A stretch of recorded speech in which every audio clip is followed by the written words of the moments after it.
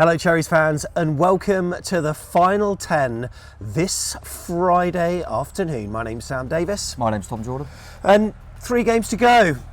We called it the final 10 because after the international break we realised there are 10 games left. 4 of them we've drawn, 2 wins, 1 defeat. It's squeaky bum time, Tom. Just a little bit, mate. Yeah, it's getting a bit hairy now. Probably the most concerned we've been during this final 10, really, with the Forest result at Fulham and us failing to win at Swansea. So it's going to the wire, mate. It's going to the wire. It certainly is. So this is the big match preview for Blackburn away as Cherries travel to Ewood Park. And I'm telling you now, I feel absolutely sick. I'll explain why shortly. Here's what's coming up. So we review Swansea away, the match where we went 3-0 down and then came back with a last gasp Kiefer Moore equaliser. Then we'll talk about the creeping sense of dread that we're feeling at the moment. RE, Nottingham Forest, they're coming. Can we keep them at bay? We'll discuss that. We'll go through the team news for tomorrow's match and see who's fit and available. And we'll talk about the opposition themselves, Blackburn, what form they're in and what players they've got available. Look, let's face it, we might all need a stiff drink before Saturday's game, so we'll tell you whereabouts you can be watering your mouth. And then we'll talk about our predictions. Are we still confident? I don't know. We'll dive into it and see if we can keep our confidence hats on, ready for the trip to Blackburn. And then finally, we'll finish off with the chosen 11. Tom was on the money last time.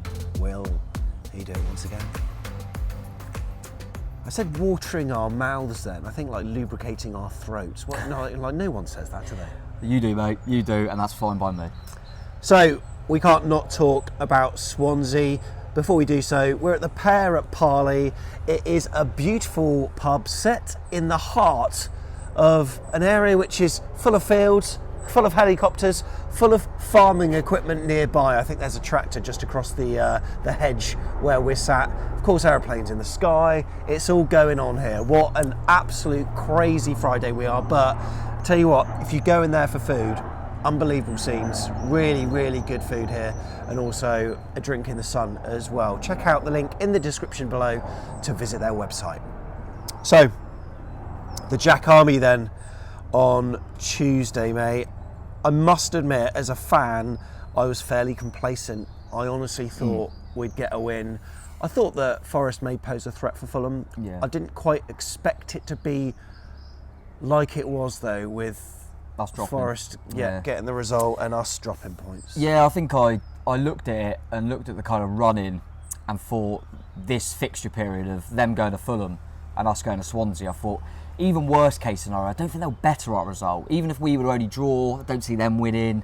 If they win, I think we'd probably get. I just didn't see it working out the way it did. Swansea played exactly as I thought they would, mate. We've seen the Russell Martin team twice, haven't we? When he was at MK Dons as well, beat them 5-0 and then beat Swansea 4-0.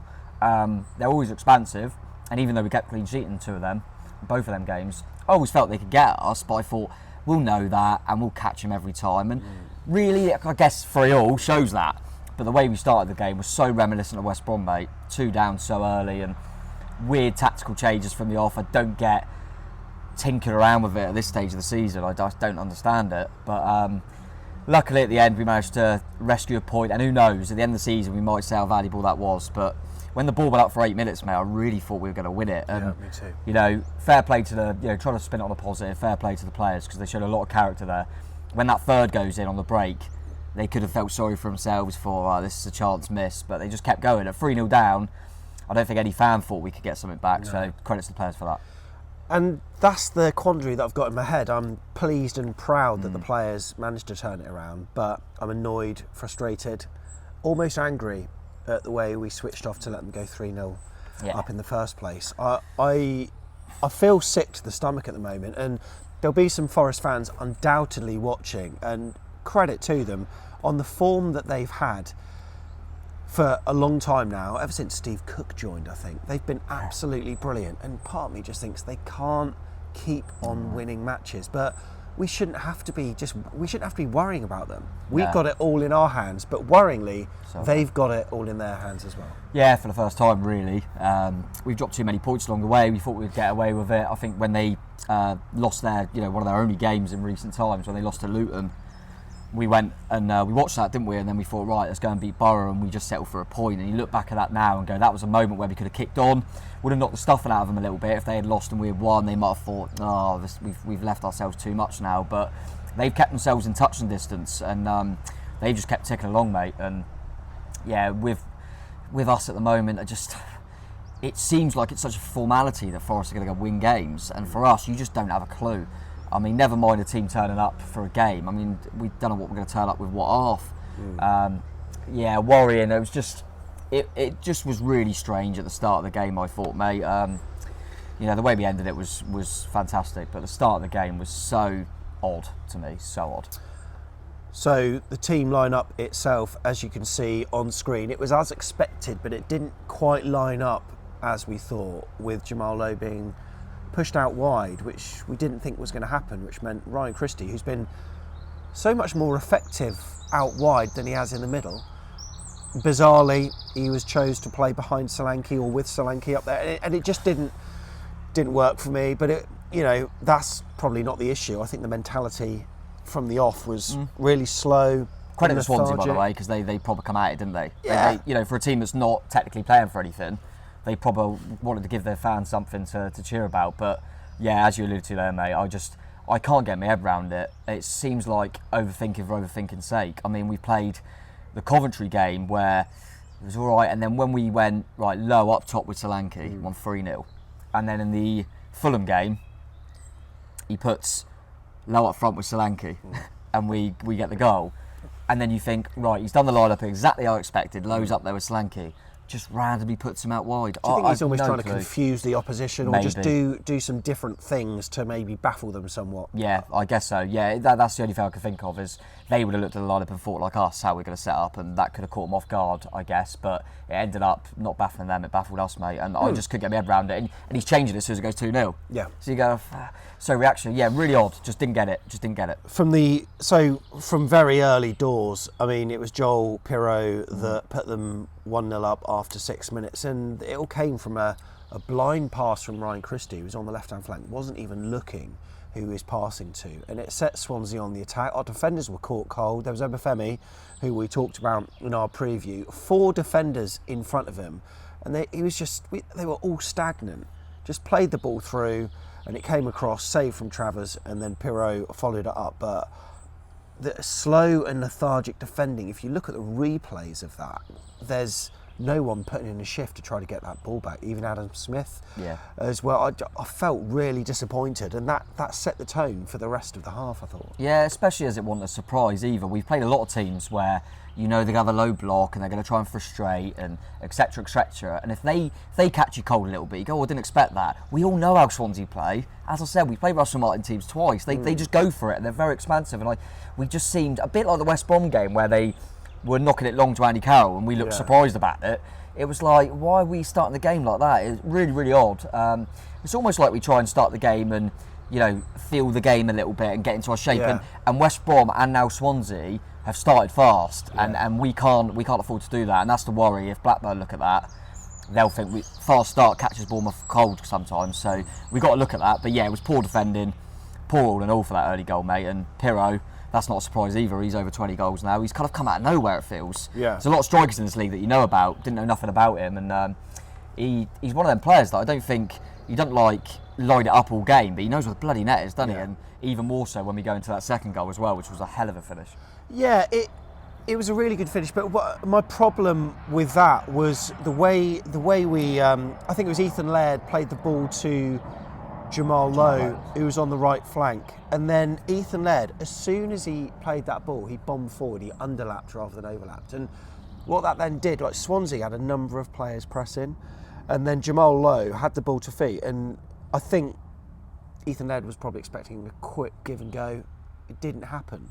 So Jamalo's now thinking, okay, who am I going to pass back to? Nat Phillips had to come across, and then Swansea win the ball back really quickly. And we're all over the place. And then in the turnover defensively, we're all over the place. And then when the ball reached Perot, it just opened up and very good finish. Yeah, very good finish. I don't think Travers was particularly at fault. It was just right in the corner.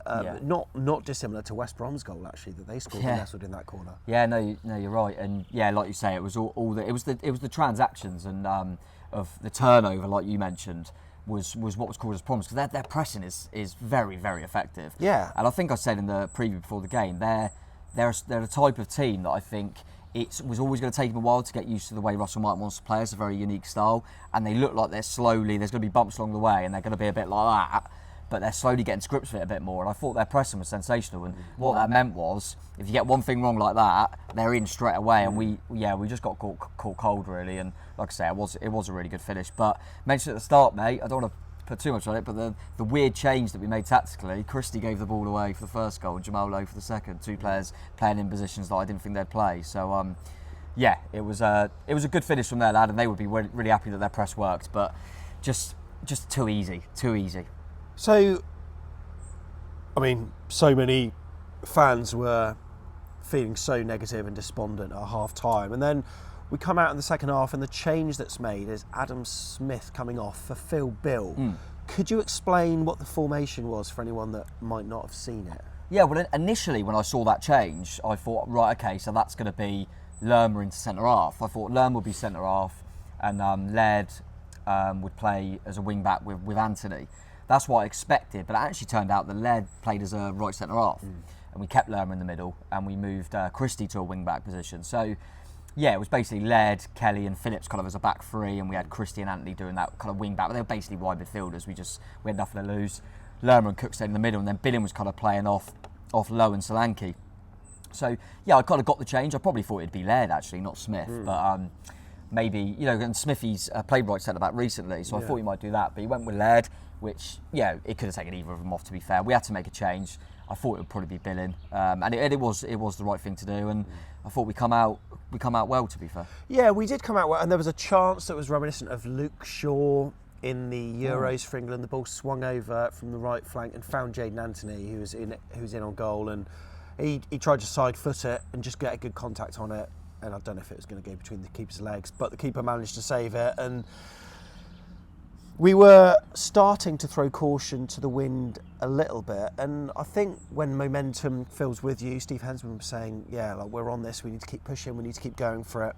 And then we got caught cold, and it was Jaden Anthony specifically that probably got caught cold, because the ball was lost on the right-hand flank, or Swansea's left-hand flank, and they managed to sweep across the pitch, a really quick move with only a few passes, and it found Cyrus Christie with Jaden Anthony about 10 metres backtracking, trying to get back in time, was never going to get back, and solid finish as well, but it was almost like Jaden Anthony sort of was caught cold after having quite a good attacking 10 minutes or so. Yeah, I mean, don't get me wrong, he was a hard position to play. I think I worked out, he played about 5-6 positions in one game, and he does that so much, and I don't think he gets enough credit sometimes. He's starting on the left wing, then he goes right wing, then he's wing back, then he's full back, then he's right wing back, then he's up top. He plays everywhere, and that shows a lot of responsibility on him for a young lad, and he obviously trusts him, which I respect. But yeah, that didn't work out, and like you say, they broke really well, to be fair to him. I think Obafemi got the assist, didn't he? And he was quite good. He could have gone for that, and he waited and played the pass at the right time. I think it's a good finish. I think Travers, been unbelievable for us this season, but I think he'll be a little bit disappointed with that one. Just beat by pure force at his near post. Probably expecting to go across it. Sometimes that happens, doesn't it? A player that he's a fullback, Christie. So a player like that, fullback / wing back, they probably don't have a lot of chances in the game, and it almost a striker would have got across the keeper, but he's just hit it, and it was a really good finish. And they've only got him playing because they gave us Ethan Laird, so it was just typical, wasn't it, ex-Fulham as well. But good break, and that's exactly what they wanted. But I'm never going to moan too much when you're 2-0 down. I moan all day long about that first half, mate. But second half, I want us to throw caution to the wind and take risks. You get caught. You hope you don't, but you going into it like that can happen, and it did. And fair play to the lad, he finished it well. When you're throwing caution to the wind, you can either go all out like I feel we did on 62 and 65 minutes, or you can sort of like have a halfway house. And I think at 2-0, that change, maybe having Phil Billing on for Adam Smith, was like halfway. Yeah. But then at 3-0, that's when he thought, right, I need to go for it. And ironically, it's the two players that gave the ball away for their first and second that made way. And it wasn't a double substitution, but it was in the space of 3 minutes. And Kiefer Moore came on, Robbie Brady came on as well. And from 65 minutes onward, We're unplayable. Different side, mate. Completely different. Oh, that's why we've been saying it. Yeah, I try not to be too negative, but we've been saying it for, it feels like all season. The word we've used a lot is overcoached and regimented in style and things like that. I felt that's how we started the game, and then literally when it went 3-0, we went tactics out the window, put on a big man, get some balls in the box and just see what happens, and we're unplayable. And this is what we've been saying all season. As we go toe-to-toe with teams, we've got bloody good footballers. We don't need to play, should we do this? Should we worry about them? They're playing this system. Should we do that? Yeah. I mean, literally, it was anyone in the stands could have done that. You just go, get on a player that can whip a ball in and put on someone who could edit. And we get 3 goals. It's unbelievable. And fair play, easy. Fair play to Kiefer Moore. We'll go on to team news later on, but by all impressions that I've kind of been reading online, that he wasn't overly fit. No. But he was the one that won the ball back for the corner in the first place. He nicked it off Cyrus Christie. And then the corner came in from Jayden Anthony. Good ball. Good Brilliant header. Swansea's defending wasn't particularly great for it. I think we should counteract the fact that Swansea fans will mention it otherwise. Cabango went off early in the first half, their centre half, and he's probably their best aerially. Yeah. And I think that probably played into it as well, that they didn't have a lot of height at centre half because they lost their main one, and that really played into our hands. It was a Welshman Cabango went off injured, and then Welshman Kiefer Moore comes on, and probably had a bit between his team as well. Not only is it his first time to make an impact for his new club, it's also they're booing him with every touch, which, by the way, makes me laugh because in a few weeks, months' time, they'll be desperate for him to get him to the World Cup. But he's ex-Cardiff, so he would have expected it. But yeah, mate, he took full advantage, and finally a good corner as well. But I've always said we need to get more. We need to get better balls in the box because we have got some. Even with Moore not on the pitch, Lerma, Solanke, Phillips, we should be more dangerous from set pieces. So that was really pleasing. At that point, though, I still didn't feel like we'd. I thought, 3-1. It's still going to be difficult. I then went to the toilet thinking the game was done, come back up, timely. We just won a penalty, so I can't really remember what happened, but the ball was on our right. Laird. I think was it Laird who was trying to put the defender was sliding with his arms like that, and when it hits your arms, it's going to be a pen, isn't it? It's one of them horrible things. I know it is unnatural, but then when you're sliding like that, your arm is going to go up, but having said that, it's literally hitting ping on the arm and it's going into the box otherwise. There's no denial. It's a Stonewall pen. He didn't really complain. I mean, that is the only natural way to slide, unless you're. I mean, you're not going to slide your hands like a pencil. How else do you slide? No, but from a Bournemouth perspective, we'll go, but if his arm's on there, go straight in the box, and you can't use your arm. So it was a pen. I don't think there's any real contention about that. And again, pressure penalty for Dom, like we had in the last one, because I just thought if this goes in, we've got this. If it doesn't, it's game over. So another massive pen for Dom, mate. And obviously, I didn't watch it. No, you didn't watch it, and you've seen the vlog, but if you haven't, here's that moment again. Tom, there he is. He can't watch it at all. There's Lucy just beneath him as well. And then there it is. There's the goal. Elation. I should have showed Tom's reaction, but when I'm moving, the camera goes with me a little bit, so I was absolute nuts. And then you see Tom giving it large to the Swansea fans. And look, 3-2. Game on, but there was, we didn't know how much injury time there was going to be, but there was, at that point in time, 9-8 minutes left. Yeah. Jefferson Lerma showed his enthusiasm by claiming the ball back. I really hope that doesn't result in a 10-match ban for the Colombian. Hopefully it won't be. Kiefer Moore had a chance to make it 3-3 even before he did make it 3-3 though, mate. Oh my goodness, it was a ball, a sort of long measured ball, but like a long ball that Solanke flicked over and fell to Kiefer Moore, took a touch, and he nearly scored. Good save by their keeper, though. Yeah, it was. He almost sat on it, the keeper. I actually thought the keeper was pretty decent for him. I think it was Fisher. He played really well. But keeper just stood tall, and Moore just went for pure power and just to try and just hit it through him, really. And you felt like, is that going to be the moment? But we knew we had a bit of time, And we knew with them kind of, time wasting, game management, whatever you want to call it, I knew there'd be minutes added as well. So still felt like, that was literally instantly after our penalty. And I thought we were getting attack after attack after attack, and you just knew there'd be another chance. But yeah, that was unlucky from Kiefer. So I was really pleased. That wasn't his last hurrah. No, it wasn't. And look, I've seen a few comments on the forums and on Twitter about people who want us to play like that all the time. I think you're going to get knackered doing that, and it is a case of picking and choosing your moments. But I just wish we'd do it earlier. Yeah, no, you're not going to. It's easy to think, why don't we just do that all the time? You're not going to just get the ball out of the wingers and put balls in the box. It's not going to happen, and teams will get used to it. I think it is plan B, isn't it? We've not done that at all this season, really, have we? So maybe that's something for people like Tony Mowbray and teams we're about to face, Steve Cooper, to have a look at that. I think I'll counterpoint it with, just to give a little bit of leeway to kind of to Scott and the team, is that would we have done that, say, the home draw with Peterborough and Reading if Kiefer Moore was available? Probably. Yeah. What's the point of doing that and bringing, say, Brady on and putting balls in the box when you've got Lowe? So it does make me think that, if Moore didn't get that injury. But we're never going to know. But I think the plan B was almost taken out of their hands a little bit. We've done it a little bit with Nat Phillips, haven't we? Yeah. So yeah, it's great to have that kind of plan B option. But you're not going to play like it all the time. But it was just nice to see that intensity, mate, and just, as I say, just going, rather being afraid of the opposition, go toe-to-toe with them, because we've got better footballers. But speaking of good deliveries, Robbie Brady. What? I mean, that ball, I've seen it on the replay. It looks better on the replay, actually, because it looks like, to all intents and purposes, the kit is going straight to the keeper, but he puts so much whip on it, and curl falls really nicely for Solanke. He'll probably be thinking, I should have buried that. Thankfully, the save that was made by the keeper fell to Kiefer Moore, and I mean, it came off the keeper to go in, but it's a bundled goal, but cue delirium. Absolutely unbelievable. Amongst the AFC Bournemouth fans, and that combined with the fact that the fourth official raised the ball for 8 minutes, thinking, oh my God, we can win this. But that ball in from Brady, could Adam Smith do that? No. Adam Smith can do that. Zamora can do that. All right, Ned can do that. Stacey can do that. Why don't we go Brady and Smith? I mean, yeah, that would be what I'd like to see. I mean, we don't know fully on Brady's kind of fitness levels since he's come to the club, to be fair. But yeah, and maybe it is one of them that suits it when we've got Kiefer Moore on. I think a lot of people would have put Dembele on, but you look at it in hindsight and go, well, it was the right change, wasn't it? Because a lot of people said Dembele at the time. But you don't bring Dembele on when you've got Kiefer Moore, because you need balls in the box. Yeah, exactly. And I think, Dembele's a 2-0. Maybe at 2-0, Kiefer Moore's at 3-0. Yeah, Dembele is a completely different way of playing. It's more counter-attack with pace, like we did at Bristol, and he's won the game for us and stuff. But I think when you've got Kiefer Moore and Dom Solanke up there just playing on the centre half, you want balls in the box, and that's where you want Robbie Brady and Robbie Carlos, mate. Unbelievable, some of his balls, and was chuffed for him as well. He looked brilliant. He looked lively as well. He didn't look off the pace.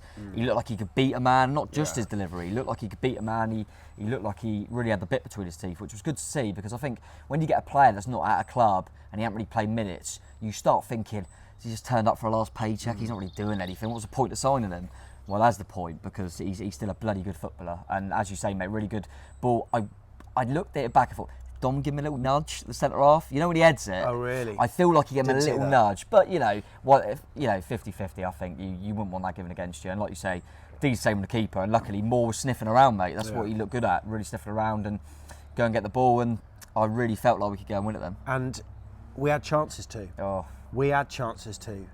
Lerma fired one across from a tight angle, which the keeper saved. I think Phil Bill, looking at the replay, was crying out for it afterwards. And there was that Robbie Brady just had a chance to put the ball in, but it just skipped up. I think Fletch, when we spoke to him outside, he said the ball just slightly skipped up, which meant that his pass through was all wrong, and maybe he could have had a shot then. But so you're looking at it, full-time whistle goes in hindsight, thinking, well, really weird, this is so disappointing. I felt we've dropped 2 points. It's come up down. Based on the second half, we've dropped 2 points. No, I mean, because fucking Forest. Yeah, I know, but it feels like we've dropped 2 Forest points. Forest have won, 1-0. Forest have won. 2 points gained as it stands, unless a rabbit can be pulled from the hat. 1 minute according to mine. So, in the vlog, it wasn't so long into the first half that you just you just gave me a little tap on the shoulder. It was virtually just after they went 2-0 up, wasn't it? Yeah. I was like, "You right, Tom?" Mate, that Forest 1-0 up. You said. Man of the match for the second time at Craven Cottage this season was Steve Cook, who was just blocking everything, and we know he can do that. So, yeah, credit to Forest, mate. That's a hell of a win. But I really thought, that's what I thought when we got 3-0. I thought Forest go and nick one now. It would almost feel like we've got a winner. Do you know what I mean? But Forest are doing what they're doing, mate. And they're beating teams well and playing good football, but they've also just shown in that game, they keep a clean sheet. They can grind it out. They seem like they've got all armories there. But that was the worst thing about it, is Forest got the win, wasn't it? Yeah.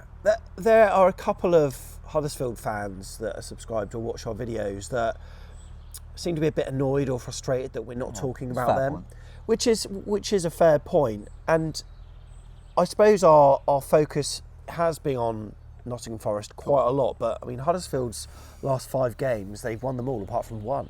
Yeah, no, I'd give them that. I mean, they've got Coventry away, I think, in the next game, so that'd be it. If they win that, I think they've got a decent home game to end. But I think it's just the fact that we just need to win once, and that's their Auto's hopes done. I appreciate what they're saying, but I think you've only got to look at kind of the bookies I had a little look after, and we're obviously favourites. But Forest have gone down to 3-1, I think, and Huddersfield are 40. So, you know, they're saying it as well. It's not just us. I mean, I've put a counteract out there, mate. When we look back at my predictions at the start of the season league table, I put Huddersfield to go down. Yeah. And I saw another channel say it the other day about they put Huddersfield to go down. Everyone's talking about Luton because they're a small club. What Huddersfield have done this season is absolutely remarkable. I mean, honestly, it's difficult for us because I think it just so happens probably we always say about Preston, don't we? They always beat us, and they must think our Bournemouth up there. Yeah. We battered Huddersfield twice, so it's difficult. But, I mean, mate, to be fair to them, unbelievable what Huddersfield have done to be in it. And I think everyone's writing them off. And sometimes when that happens, you know, they could end up doing, you know, they're firmly in them playoff places, mate. So credit to them. And I quite like Huddersfield. We do actually always say about their home fans being one of the better ones, don't we? Yes. Just to counteract it. But they're in it, to be fair to them. They are in it.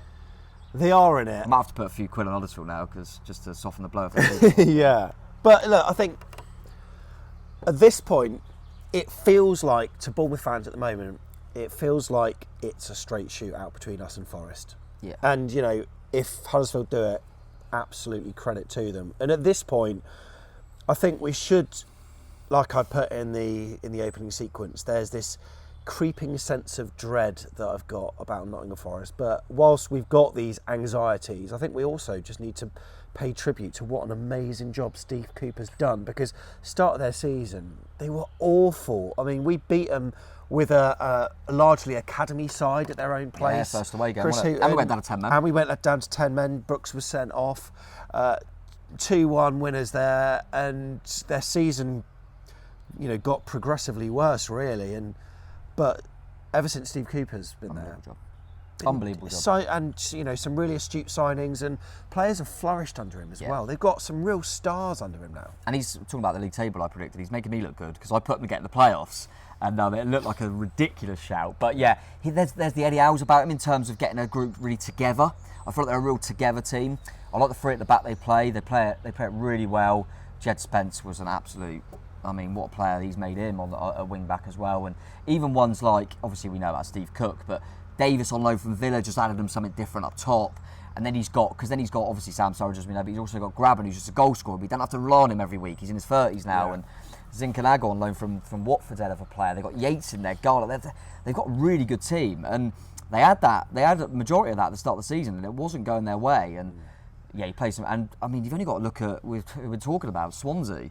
And look what's happened to them since he's gone. He's done a remarkable job last season. So, credit to him. And I think he's very. If it wasn't for Luton, I saw Jones got the manager of the season, didn't he? Jones, yeah. I'll tell you what, he's our top boy vet, Steve Cooper, isn't he? I mean, credit to the Luton gaffer, but I'll tell you what, I mean, how's he not got it? It's an unbelievable job. They were. I mean, you'd say they go down. They look like they go down. He's done a remarkable job, mate, and deserves to be there or thereabouts, and that's why the form is unbelievable.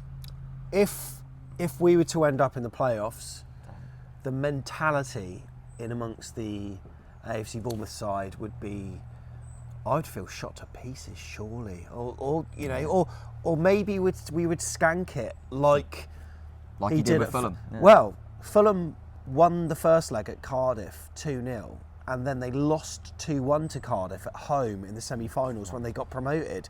The home leg was the semi-final. They just needed to, to draw or whatever. But they lost 2-1, but they still got through on aggregate, and it's just like that's Parker, isn't it? And then I remember watching the final. Who was it again? Brentford. Yeah. And Brentford absolutely murdered them. And then the left back scored an absolute fluke. Do you remember, like a screamer? Yeah. And he got away with it. And then there was the old the streets meme, wasn't there, after the game? Yeah. But if Nottingham Forest got into the autos, fair play. But if they didn't and we skanked it, Forest promoted. I mean, it's as good. They're as good as promoted either way. I genuinely think they're getting promoted. Yeah, it all depends how it happens. Just say, for example, probably very unlikely, but say they... Although they have got a track record of bottling it, but people are talking about Bournemouth bottling it, which is... Well, say they go ahead of us, or they beat us, or we're level going into the last day, and say, we're just ahead by a point, say, and they lose to Hull, then are they going to be buzzing? Do you know what I mean? Yeah, if it were to go that way, I know it's unlikely, but I very much doubt it. But I didn't think they'd beat Fulham and we would cock up. So you never know in the Championship, mate. But I always worry about, we don't know who it's going to be. It could be Sheffield United, it could be Middlesbrough, it could be Blackburn, it could be Millwall.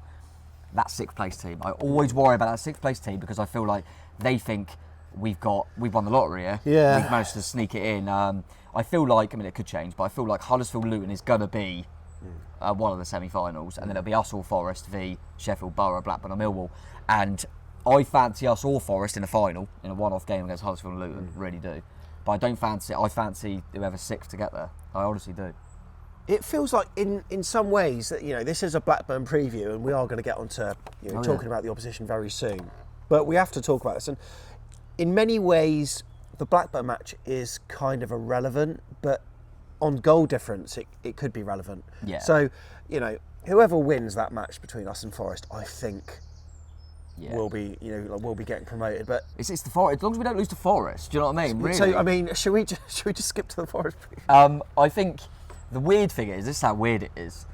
6 points could not get us promoted if they are the two either side of Forest. Right. But 5 points guarantees promotion because it means we haven't lost It's mental, isn't it? But that's so weird, mate. It's gonna be so tense, and it's a weird one. Even though I want us to be in a healthy position going to the Forest game, I almost don't want us to know that a draw's good, because then we'll set up for a draw. Do you know what I mean? As we were just saying about the Swansea game, I almost think we're better when we got to go and win the game. But it's looking at the fixtures again. But we did this in the week, and I kept saying, and we all said, they've got to go to Fulham. It didn't matter, did it? So now I'm looking at it going, they've got an easy win at home, and we've got bloody Blackburn away. Who knows, mate? Who knows? Swansea on the break. You never know. You never know. We could beat Blackburn. They could lose to Swansea. You never know. Look, we're talking about it being a dull season for Bournemouth. In terms of the Championship, though, in terms of it's now really exciting for every person that's interested in the Championship. What an exciting league! And brilliant. It's only the relegation, isn't it? Because of Derby's points deduction, it meant that it took it away from them. They couldn't quite keep it up because the relegation's done. But at the top end, mate, it's unbelievable. It's such a good league, Yeah. And you always get a team, maybe not always as good as Forest, but you always get a team that just come out of nowhere, which has been Forest. You always get which we've done when we got promoted, a team that you don't really expect, like a Luton, to do it, and Huddersfield, to be fair. And there's normally just one team that are a little bit too strong, and that was obviously Fulham this season. So. But yeah, it's a hell of a league, mate. It's going to the wire as expected. This is a Blackburn preview. Oh, yeah. Barely talked about them, so I think we should start now. And look, Cherries will be looking to continue the form of the last 20 minutes as they travel to Lancashire. It's Ewood Park that's the venue for Cherries versus Blackburn Rovers. It's another tough game. Blackburn Rovers have still got a chance of a top 6 place. And things are getting tighter and tighter for that second spot in the table. You can see the league table on screen there. Fulham, congratulations to them. But look, we are on 79 points at the moment. Whilst we can still technically win the title, it's not going to happen. Forest, though, look at that.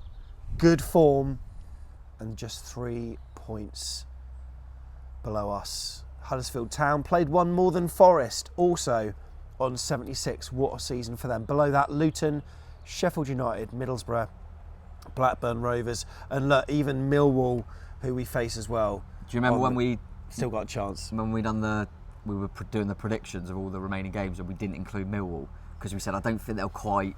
And they was commenting saying we should be in this because we could still go up. God, they could actually. They're bloody joint with Blackburn.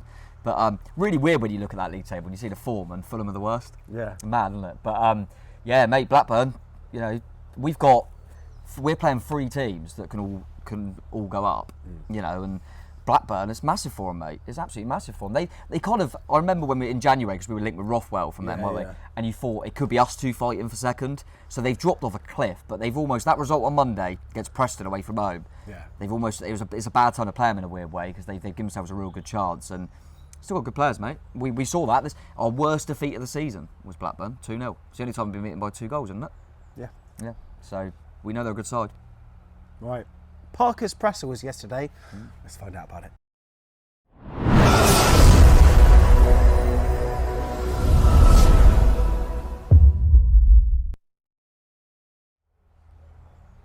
So, some big news emanating from Parker's presser includes the fact that Jordan Zamora is going to be made available for the weekend.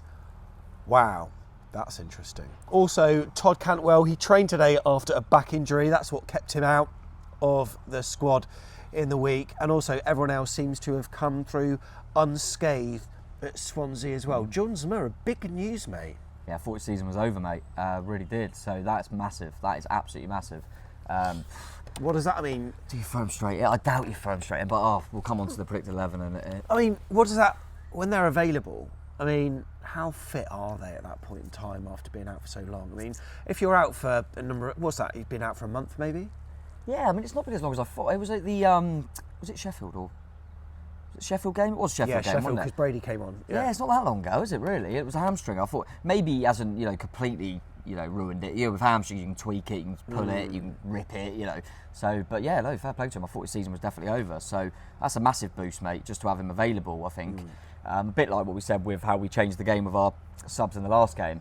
Zamora can change a game with his pace, mate. And it means we can put people on the right side. So that'll be, really interesting to see how ready he is. But yeah, and good to see that Kiefer Moore and Brady have obviously come through all right with their cameos as well.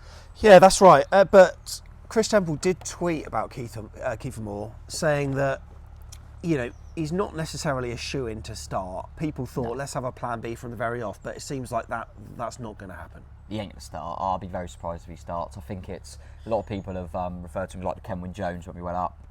Kenwyne Jones never started, did he? No. Even when I remember him coming on against Ipswich and getting that goal, and everyone went, just put him in. It's not going to happen.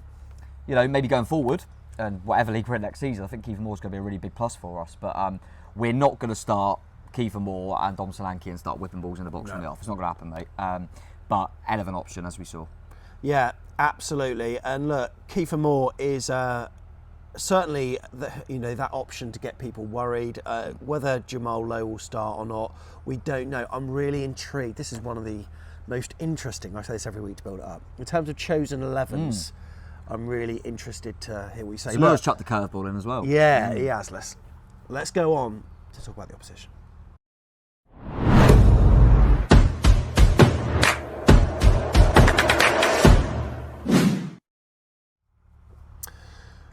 So Blackburn Rovers, it was back in December when they visited us at Dean Court and won 2-0.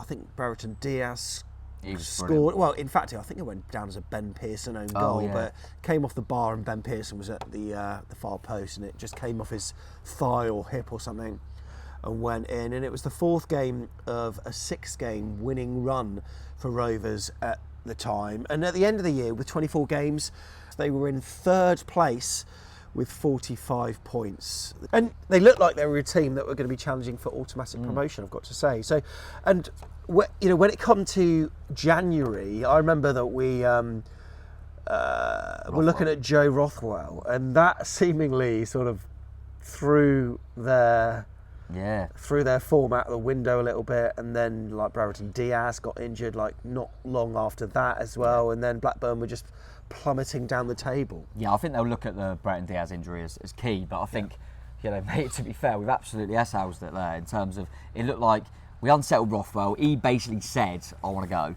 Yeah. And then we went, actually, Cantwell's available, don't worry. and then they all don't like him, and then does he play? And then a bit of a nightmare for him. And but I think realistically, I think the Brett Diaz injury is the one that.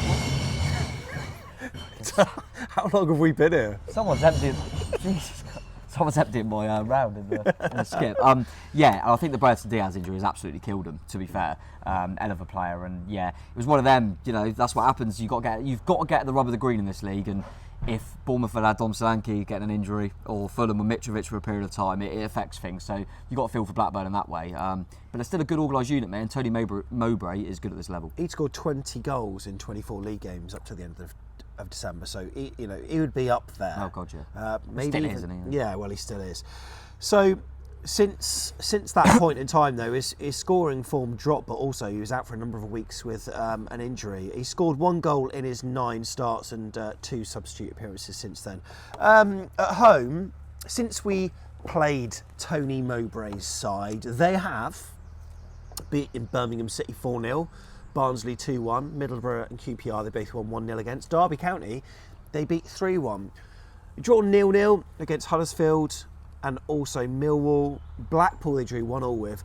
They've lost a few though. Forest 2-0, Bristol City 1-0, and in their last home game, 1-0 against Stoke City as well. So their home form is not particularly the best, but their most recent game on Monday night was one that maybe threw the shivers up a number of Cherry fans' spines, as they had their first win in 6 games when they visited Preston, and it finished 4-1 to Rovers. It was the first time since November that Mowbray actually started with a back 4, and now as a result of that, they're in 7th place on 66 points, 3 points outside a playoff spot with 2 games to play. With Brereton Diaz back, you can expect that there's going to be a tough.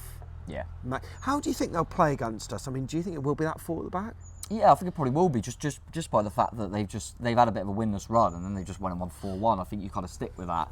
And we ain't going to go to a 3, so it's not like, do they go back and match up with a 3 with someone else? I think they probably will stick with that, but they've obviously got a couple of options there. But that's a big win, mate. I mean, Preston, I always surprised me how they finished so low, but Deepdale's always a tough place to go. So to go there and win 4-1 was impressive. They didn't just nick it, but you're just reading some of them results, mate. Just the championship all over, and I'm looking at them results thinking, bloody hell, and then you go lost at home to Bristol City. I'm going, what? Yeah, it's the championship, mate. They're going to be a decent outfit, I think, and it's a bad time to play them because they've just got that little bit of the wind in their sails, haven't they, after that win? So yeah, it'll be a toughie. Ugh. I'm feeling nervous about it. I'm feeling even more anxious after the fact that I'm going to show you what happened in that December fixture at Dean Court. Goal, Blackburn. Is that Brereton again?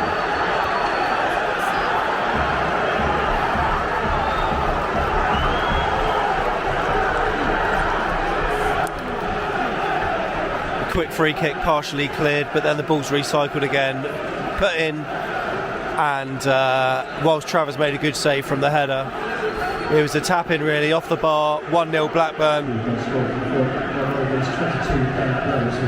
course it is. And it's him, of course it is. Not a good start from Bournemouth. We haven't created much at all so far. Absolutely poor, need to raise it seriously.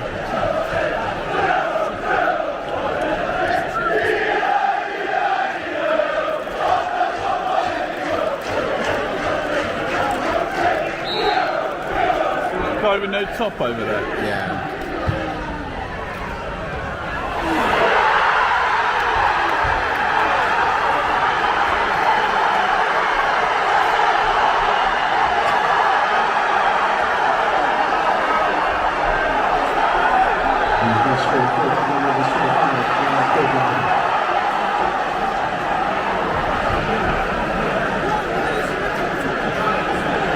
Activity on the bench. I mean, this has been poor.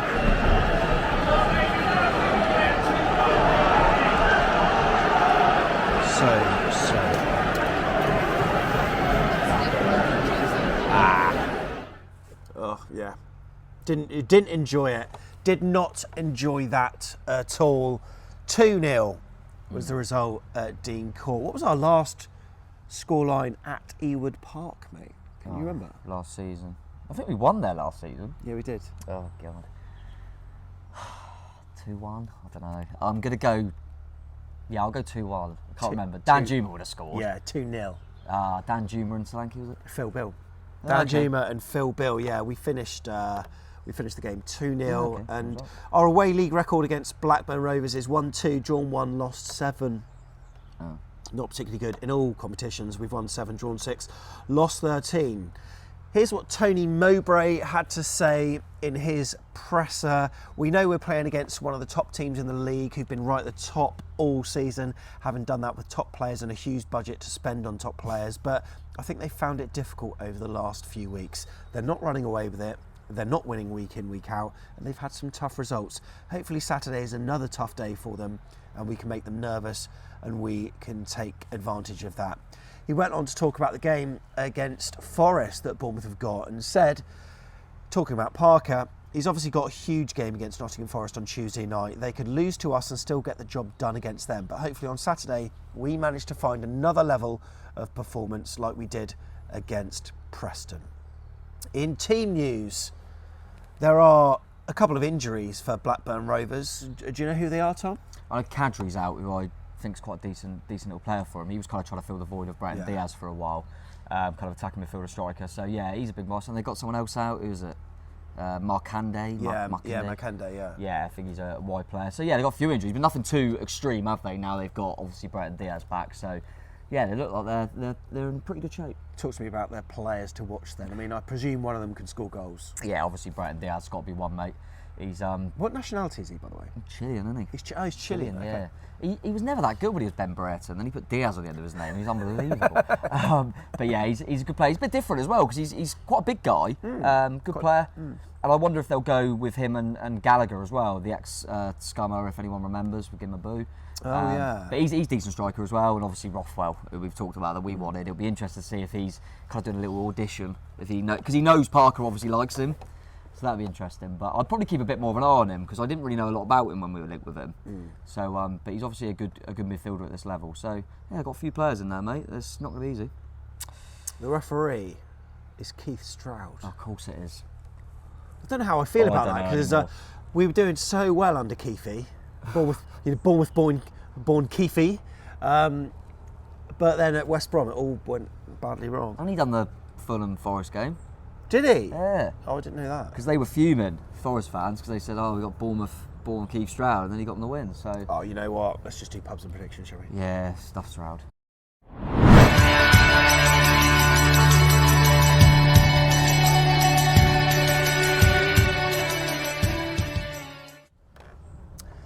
Right then, let's bring up the map of Ewood Park and its surrounding areas.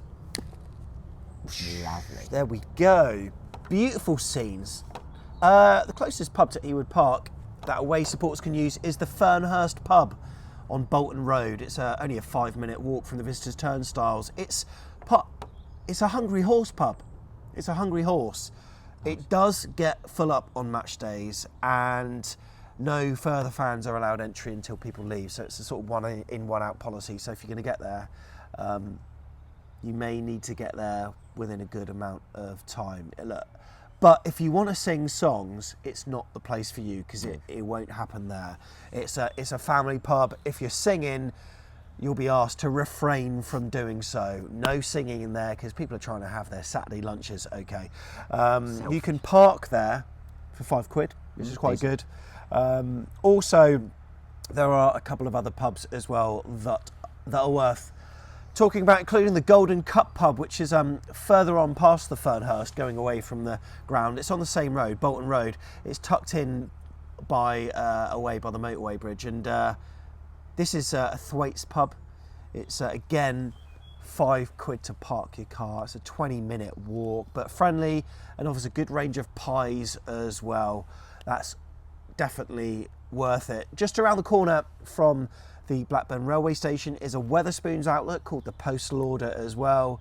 It's spacious, a good restaurant out the back as well. And this one has also apparently got loads of screens as well, potentially with Sky and Setanta Sports. Oh, how old is this guy?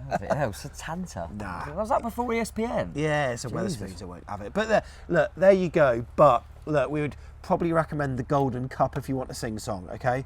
So that's where you should probably go. But if not, the Fernhurst is nearer the ground, but family-friendly vibes there. Okay, in terms of your predictions, we'd love to know what you got to say. I'm just half thinking what I'm going to say, but I've got to go with a win, haven't I?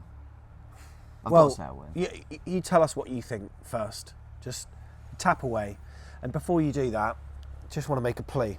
Oh, go on. We really do appreciate it when you like the video, and what's handy about a like is that no one knows you've done it apart from you, right? No one knows that you've liked it, and it really helps the video to be seen on YouTube by fans. So when they're typing in Blackburn Bournemouth, it's going to be seen by lots of people. So we'd really truly appreciate it. So if you could help us out, that'd be really good. And also there's a button you can press too. Oh, big red one as well. Big red one, subscribe button. Give that a click. We really appreciate it. We might have playoffs to pay for. So, yeah, really help us out. Really appreciate it. Right. Okay. 1-1. I think it's going to be 1-1, mate. Which, is not the end of the world. In many ways, a loss isn't particularly the end of the world. No. If we beat Forest, but then it's goal different. Oh, It's I don't all know. over the No, place, I isn't don't it? know. No, I've got to stick with it, mate. Stick with I always go for predict the win. So, yeah, I'm going to go for a nice skanky 1-0. Kiefer Moore header, 84. All right. 1-0, 1-0. We'll have that. Right. Let's get on to the chosen 11.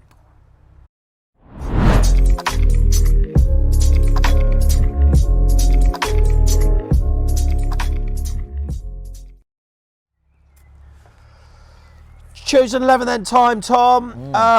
Here we go. Do you want to do your clicky thing? Beautiful. There it is. There it is. And look, firstly, the formation is a 4 at the back there. Is that how you want to keep it, or do you want me to switch anything about? Nah, keep it as a 4, mate. Yeah, definitely going to be start with a 4 at the back, and obviously just whack Travers in goal straight away, mate. Right, okay, Travers, I'm going to type that in there. Right, Thank there you. you go. Right, Zamura's back. Yeah, it's thrown a bit of a curveball in there. Is he going to play Zamura?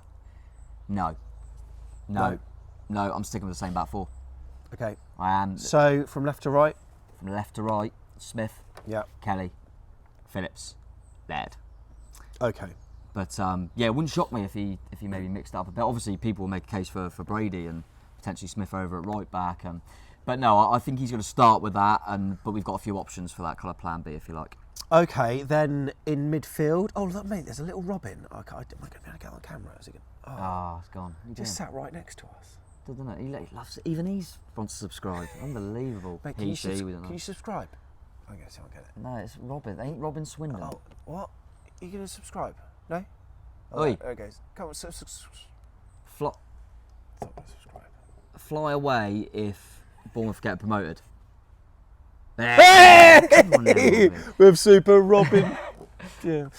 Right, what are we going? Right, midfield. Lewis Cook, deep. Yeah. Obviously. Lerma to the right slightly. Yeah. Phil Bill will be back in my opinion. Yeah. Phil Bill will be back in, slightly to the left, a bit more advanced. And I do think that'll be the only change. Bill in for low. I think he's going to go Christie on the right, Anthony on the left, Solanke up front. Not what I would personally go for, but that's my change. We'll switch it back, low out, Bill in. Okay, there we go. There's Tom's team.